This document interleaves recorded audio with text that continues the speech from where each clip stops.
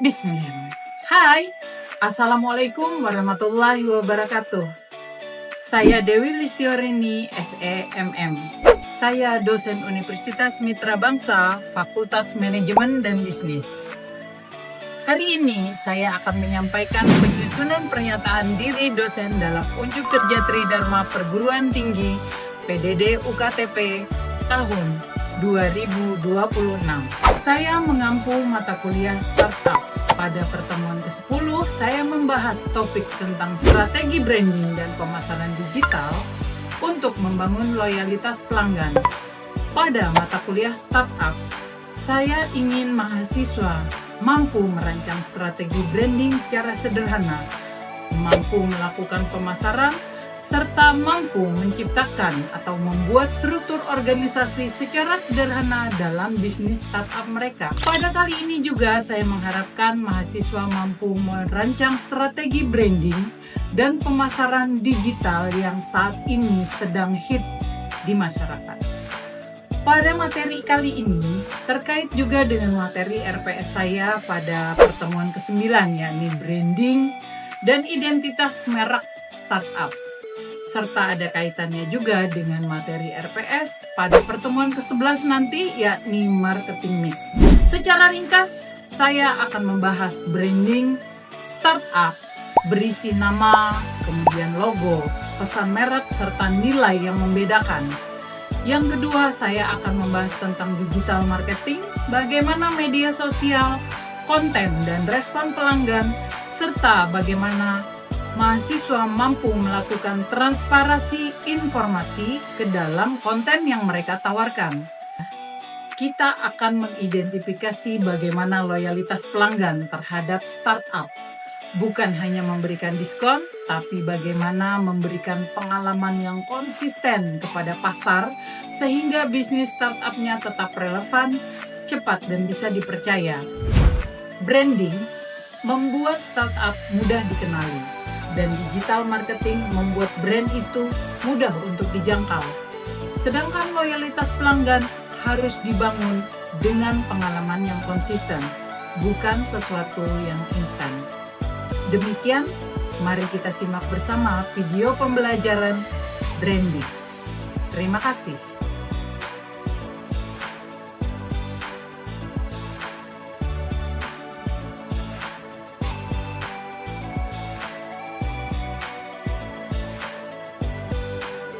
Assalamualaikum warahmatullahi wabarakatuh. Oke, sehat semua? Sudah makan siang? Sudah sholat? Oke, bismillahirrahmanirrahim. Assalamualaikum warahmatullahi wabarakatuh. Salam sejahtera, berkah untuk kita semua.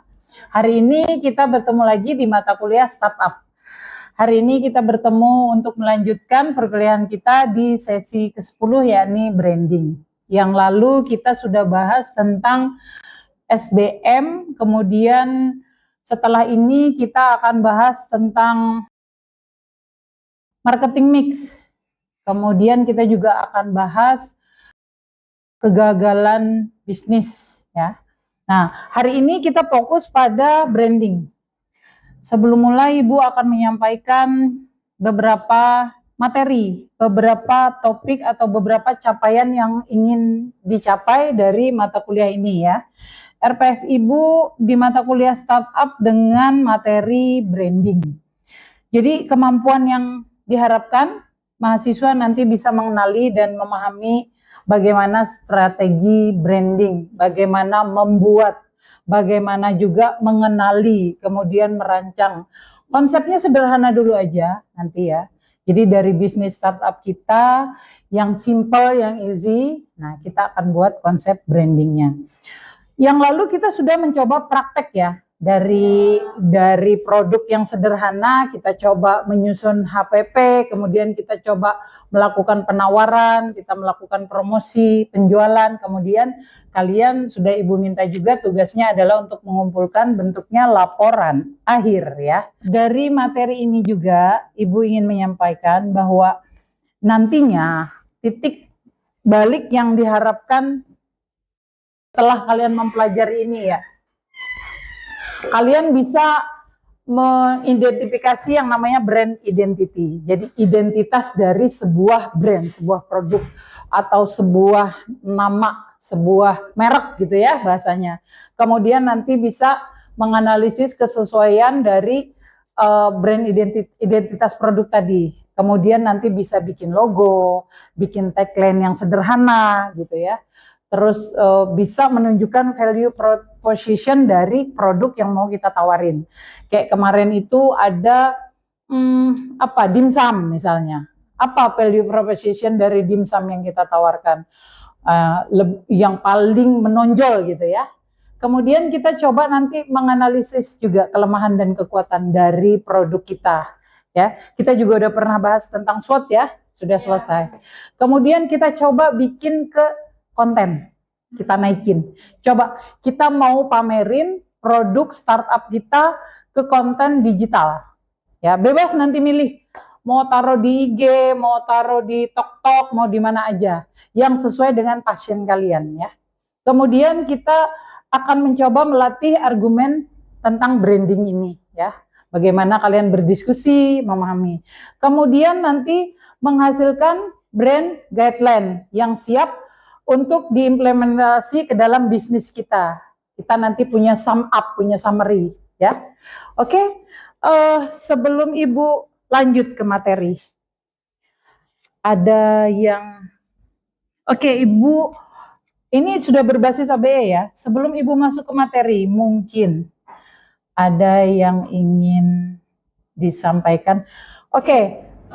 Sedikit ya, Ibu tambahkan 2 lagi, nanti ada kriteria. Jadi kita kriterianya dan teknik dalam kuliah ini adalah tatap muka ya. Kemudian nanti kita ada quiz ya, quiz game kayak biasa ya. Kemudian nanti untuk presentasi sudah siap, kemudian materi juga sudah dibaca, sudah bisa dilihat di LMS Sevima ya. Nah, bentuk kuliah kita sinkron dan asinkron. Sinkron kita tatap muka hari ini ya. Asinkronnya adalah membaca materi PDF yang sudah Ibu kirimkan di dalam LMS ya. Kemudian nanti kita absen juga menggunakan LMS dari Sevima. Oke, Ibu rasa ini cukup dari kalian. Sebelum kita masuk ke materi, ada yang ingin ditanyakan atau dikomentari? Silakan.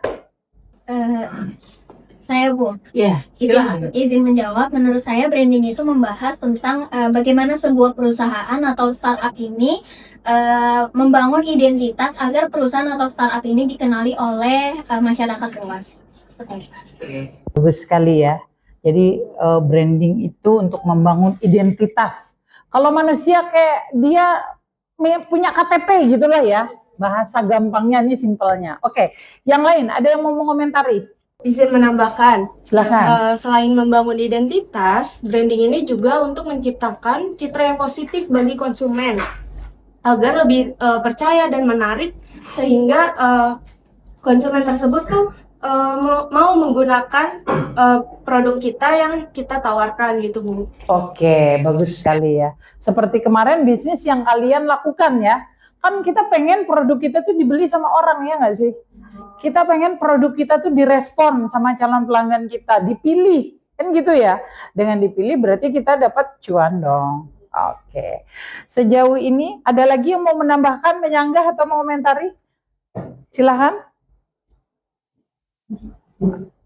Kalau tidak ada, kita lanjut ya. Branding, tadi dari teman-teman sudah disampaikan ya, apa sih itu branding ya? Branding, dari kata brand. Brand itu berarti merek. Nah, branding itu kegiatannya. Kalau brand merek atau nama gitu ya, kalau kalian ya, nama. Nah, sedangkan branding itu proses memperkenalkan. Kalau manusia, proses memperkenalkan diri kita kepada orang lain. Itu branding. Nah, kalau di dalam materi ini kita bicara branding, itu berarti kita sedang memperkenalkan apa? Memperkenalkan produk kita di hati calon customer. Biar ada kesan kuat gitu ya. Nah, prosesnya kan macam-macam ya. Jadi di sini Ibu akan ada yang pertama apa itu branding, kemudian kita akan bahas elemen branding, ada 5 elemen. Kemudian kriteria branding, kriteria ini ada 11. Lalu yang berikutnya mengelola brand image ya. Nah, yang pertama kita akan memahami dulu definisi branding. Seperti yang tadi saya sampaikan, brand itu nama gitu ya, merek lah ya. Sedangkan branding adalah apa? Prosesnya, ya kan? Proses bagaimana mengkomunikasikan produk kita, nih kan? Mengkomunikasikan produk kita supaya dikenal orang, supaya diketahui orang gitu ya. Kita udah punya produk, tapi kalau lu nggak nge-branding, ya gimana orang mau tahu? Jadi sebagus apapun produk kita, kalau kita tidak bisa membranding, maka produk kita percuma. Hanya kita yang tahu akhirnya. Oh, dimsum gue ini lebih sehat. Kemudian dimsum gue ini lebih harganya ya proper lah gitu ya. Terus bersih, kemasannya juga oke. Tapi kalau nggak kita komunikasikan, gimana orang tahu? Ya kan? Nah, proses mengkomunikasikannya itulah yang disebut dengan nge-branding ya. Oke, lanjut. Kita akan lihat beberapa pengertian branding dari para ahli ya. Ada Bilson Simamora, kemudian ada Janita. Tapi intinya mereka menyampaikan, kalau di Bilson dia menyampaikan bagaimana produk kita itu diferensiasinya yang ditonjolkan berbeda dengan produk orang lain. Misalnya kemarin ada yang jual jus misalnya, jus A dengan jus B gitu, sama memang, sama-sama jus. Tapi dalam proses branding, jus A itu produknya sehat, kemudian bahan bakunya tuh fresh, ya, kemudian kemasannya bagus. Produk B mencakup 3 ini, namun ada tambahan. Produk B itu dia mengelolanya melalui media sosial tambahannya. Dia membuat PT di IG, di TikTok, kemudian dia juga buka order lewat WA dan lain sebagainya.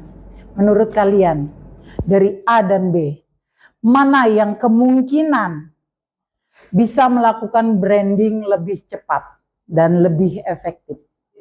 Yang B. Kenapa yang B? Siapa yang mau jawab? Raise hand. Silahkan. Kan kalian jawab nih yang B gitu. Kenapa? Padahal produknya udah sama nih, kalau bicara produk ya, sama kan? Cuma yang B ada plus, dia melakukan promosi melalui digital medsos. Oke. Kira-kira kenapa? Ada kemungkinannya dia lebih bisa eksis, dia lebih bisa cepat dalam nge-branding produk dia. Tadi kan kita bicara branding itu untuk dikenal kan? Ya kan? Nah sekarang media sosial itu salah satu jalan untuk melakukan promosi ya. Untuk memperkenalkan produk. Kalian sering nggak sih dengar di media sosial suka ada kita nggak kenal Bunda Korlah dulunya. Kita nggak banyak kenal influencer. Tahu-tahu kita bisa kenal, bisa tahu si A, si B, si C gitu. Ya nggak?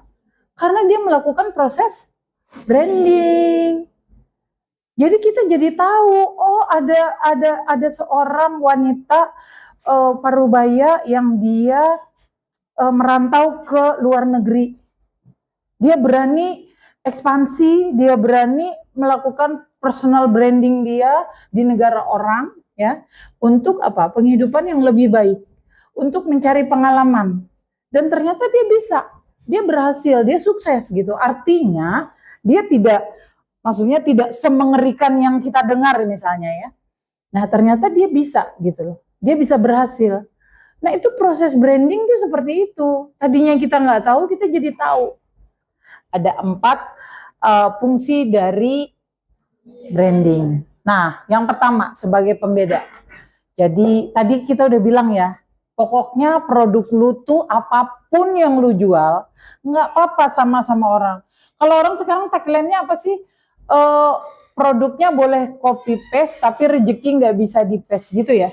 Produk bisa di copy tapi rezeki nggak bisa di paste gitu ya. Nah kalau kita bicara produk boleh sama tapi pasti isinya ada pembedanya ya. Ada yang jual seblak, sama-sama seblak, samping kiri kanan ya. Kalau kita lihat mungkin kalau di versi zaman dulu tuh kayak di Tanah Abang gitu ya, yang jualan baju, dia jejer-jejer loh, kiri kanan loh, sampingan, bahkan satu blok, sama-sama misalnya menjual pakaian muslim misalnya, kan berarti dia sama tuh jualannya, tapi pasti mereka memiliki pembeda supaya apa? Supaya mereka bisa naik, brandingnya agak naik. Lanjut. Mengelola brand. Nah ini, mengelola. Pasti kita yang namanya mengelola brand image ini nggak mudah ya. Kita udah punya brand bagus, produknya bagus, branding kita udah oke, udah mulai dikenal. Itu harus dijaga, dipelihara, dan dikelola. Di maintenance namanya ya. Kalau nggak di maintenance bisa rusak. Kita udah sering dengar brand yang bertarung di pasar, ya nggak? Ada yang katanya black market dan lain sebagainya, atau kampanye hitam, mungkin sering dengar. Itu hati-hati, itu adalah salah satu yang mau ditangkis oleh brand image ini ya. Jadi brand image itu citra merek atau persepsi keyakinan yang dipegang oleh konsumen. Kita kalau sudah mencintai satu produk, biasanya kita akan loyal, setia sama produk itu selama ya tidak ada gangguan dalam tanda petik. Ketika kita menemukan kecacatan, itu viral dan lain sebagainya, mulai goyang. Kan gitu. Nah, itulah bahayanya kalau orang tidak menjaga brand image-nya. Citra produknya bisa rusak. Oke. Nah, di mana orang bisa melakukan brand image-nya? Melalui sosial media. Ini udah pasti banget ya. Apalagi di zaman sekarang ya. Oke, kemudian melalui konten-konten marketing. Ya, lanjut melalui video marketing. Kita sudah bikin ya video marketing dengan animasi dan yang non animasi.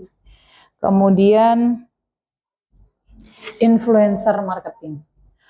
Ibu mau tanya, influencer ini kan sebenarnya ada dua ya, ada makro dan mikro. Mungkin yang mikro kecil lah ya, yang ya sosok ibu-ibu rumah tangga yang suka memposting kehidupan dia sehari-hari, atau anak muda yang POP mau berangkat kuliah gitu doang, padahal tiap hari itu aja.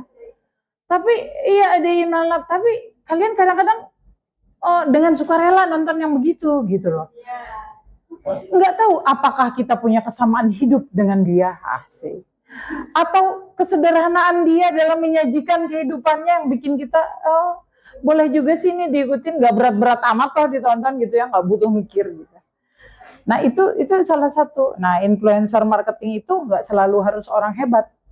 Nah produk-produk big sekarang itu pakai mereka justru. Karena apa? Mereka menyentuh rakyat menengah sampai ke bawah, bukan hanya menengah ke atas. Ya, karena apa? Karena paling susah sebenarnya menyentuh masyarakat yang menengah ke bawah. Karena mereka ini tidak punya banyak ketertarikan terhadap media sosial yang mungkin FOMO dan lain sebagainya, yang pamer-pamer kekayaan atau apa. Jadi mereka mencari kadang kesederhanaan. Itu yang mereka kejar. Oke, next. Tadi sudah kita bahas influencer marketing. Ada juga kita bisa mengikuti event-event marketing ya. Kemudian ada sponsorship, kemudian kita bisa juga ikut yang pameran-pameran gitu ya untuk menyampaikan brand kita. Misalnya ada pameran kuliner. Nah, kita bawa tuh produk kita daftar, kita pajang gitu kan, kita melakukan branding di situ. Kita sampaikan kelebihan produk kita. Oke. Oke, sudah berakhir. Sejauh ini itu tadi paparan dari saya ya tentang branding. Itu tadi materi kita. Kira-kira ada yang ingin bertanya atau ingin mengomentari atau memberi pendapat? Silahkan. Oke, silahkan. Jadi kan tadi Ibu sudah menjelaskan kalau branding itu kan adalah membangun identitas dan membangun citra. Nah, Saya mau bertanya Bu, apakah branding itu benar-benar penting dalam sebuah startup? Karena kebanyakan orang itu cuma berpendapat yang penting itu hanya kualitas produknya yang bagus. Oke, bagus ya pertanyaannya. Jadi kebanyakan memang orang lebih fokus menciptakan sebuah produk yang kualitasnya high, yang bagus, yang keren, yang paten, yang top marko top deh. Nah, oke. Siapa yang mau jawab atau mau mengomentari silakan. Oke. Silakan. Kalau menurut saya branding itu penting karena rasanya percuma kalau kita mempunyai produk yang bagus tapi tidak diperkenalkan kepada masyarakat itu. Jadi kalau misalnya kita menggunakan branding, mereka jadi tahu kenal produk kita, jadi mereka tertarik untuk membeli. Oke, baik, bagus ya. Jadi kalau kita punya produk bagus, kalau kita nggak sampein, nggak iklanin, nggak ngomongin, nggak komunikasiin, terus produk lu mau disimpan aja, gitu, bener ya? Oke, ada lagi yang mau menambahkan? Silahkan. Menurut Adel, sebelumnya Adel setuju sama pendapat dari Fatma. Kenapa? Karena saat ini banyak banget startup-startup yang mulai dikenal karena brandingnya tersebut. Jadi kalau misalnya konsumen sudah mengenal bagaimana merek tersebut dikenal atau apapun itu, biasanya konsumen akan mencoba untuk membeli produk tersebut. Oke, iya. Produk apalagi kalau udah viral ya, ada biasanya orang langsung berbondong-bondong pengen nyoba, iya nggak? Iya. Kita aja sering ya kalau kuliner tiba-tiba viral, kayaknya kita langsung gambate gitu, selama duitnya ada kita jajan ya nggak sih? Minimal 1 kali nyoba biasanya gitu ya. Tapi kalau enak worth it kita repeat order ya nggak? Kalau enggak gitu kan? Oke. Selanjutnya, ada yang mau kasih pendapat atau komentar lagi? Saya Bu mau bertanya. Silakan Kira. Jadi seperti yang sudah Ibu jelaskan tadi, branding itu kan membangun identitas dan membangun citra. Nah, pertanyaannya tuh, apakah branding itu benar-benar penting dalam sebuah startup? Karena kebanyakan orang itu hanya bilang kualitas produk yang bagus itu sudah penting gitu Bu. Jadi yang utama ya? Iya, betul Bu. Oke, bagus pertanyaannya. Jadi kalau kita punya produk dan produk itu bagus, apakah itu udah jadi yang paling utama, yang paling the best? Oke, siapa yang mau memberikan komentar terhadap statement tersebut? Silahkan. Oke. Silakan Fatma. Menurut saya branding itu penting karena percuma kalau kita mempunyai produk yang bagus dan juga dibutuhkan oleh masyarakat tetapi tidak kita perkenalkan.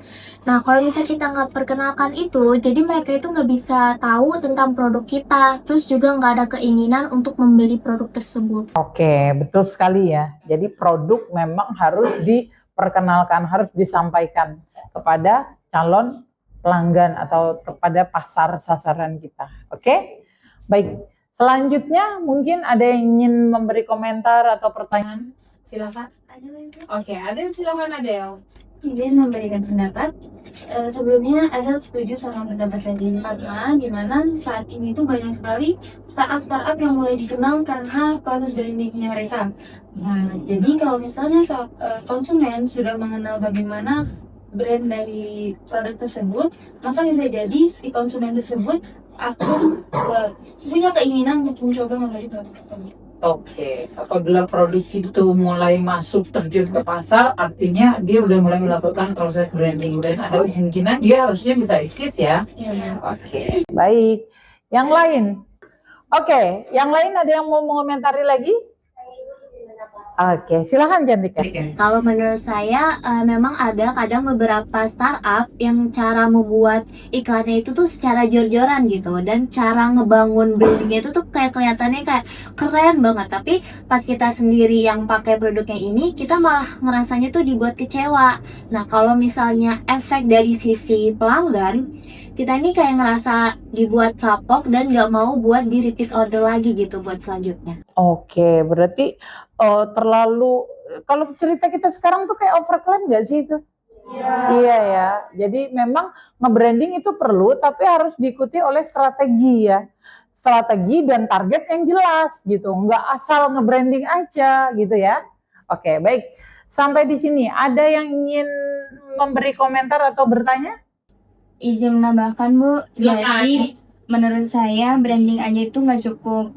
Ibaratnya branding itu cuman manggil orang buat ke toko kita untuk pertama kali. Nah, untuk orang itu datang ke toko kita lagi itu adalah kualitas produknya. Jadi si branding sama kualitas produknya ini sama-sama saling membutuhkan dan saling melengkapi. Oke, bagus sekali. Oke, bagus sekali ya. Jadi memang antara branding dengan produk itu adalah seperti dua mata koin yang bersisian. Dua-duanya harus bisa unggul, dua-duanya memiliki target, dua-duanya harus tercapai. Artinya gini, kita punya produk bagus tapi tidak di branding, percuma. Ya, kita jago nge-branding tapi produknya juga seperti kata Cantika tadi overclaim, nggak qualified, ya nggak oke juga, nggak akan berhasil juga. Ya, oke, baik. Sampai di sini ada yang ingin berkomentar atau ada yang ingin menambahkan lagi? Tidak. Oke, baik. Silakan. Dari diskusi yang udah teman-teman ambil tadi, Oke. saya mau ngambil kesimpulan bahwa branding itu sebenarnya adalah sebuah identitas dari startup yang berfungsi sebagai pembeda dari startup itu sendiri dan kompetitornya. Nah, branding yang baik itu juga bisa didukung dengan produk yang berkualitas, terus pelayanan yang baik, dan komunikasi yang konsisten supaya dapat membangun kepercayaan dari pelanggan. Cakep, bagus sekali. Oke, itu tadi adalah kesimpulan akhir dari materi kita hari ini tentang branding. Oke, kita kuis untuk Ibu. Seperti biasa ya, kuis penilaian. Yang bisa jawab dapat skor 5 poin, oke? Yang bisa jawab raise hand. Siapa itu? Ihsan. Ya, Ihsan, silakan Ihsan. Apa yang dimaksud dengan marketing mix? Jawabannya A. Strategi produk, harga, distribusi, promosi. Oke, kita klik ya.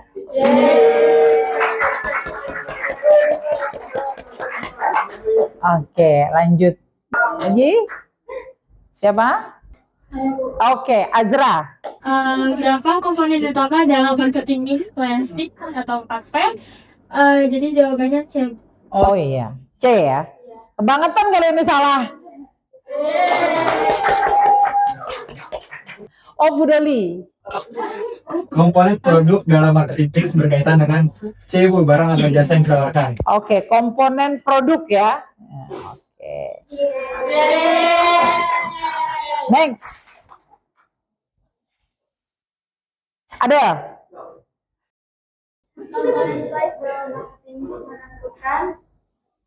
Harga jual kepada konsumen. Oh, kirain nggak lokasi aja. Lokasi aja lah. Lokasi lah, lokasi. Bu kasih 10 nilainya.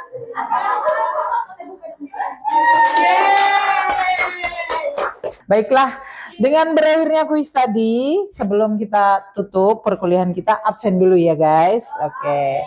Hebat ya, kelas ini 100 poinnya. Best. Oke, sebelum kita akhiri perkuliahan kita hari ini, kita absen dulu, dipersiapkan handphonenya masing-masing. Silahkan di-scan barcode yang ada. Barcode aja, nggak usah sama ibunya. Oke, sudah? Oke, aman semua? Hari ini hadir semua, ada yang sakit? Aman ya? Oke, baik. Kelas, terima kasih atas kebersamaan hari ini, terima kasih atas konsentrasi, keseruan kita hari ini, materi, dan waktu yang sudah kalian sisihkan. Hati-hati di jalan, sukses selalu, Ibu doakan UASnya lancar. Salam buat keluarga. Assalamualaikum warahmatullahi wabarakatuh.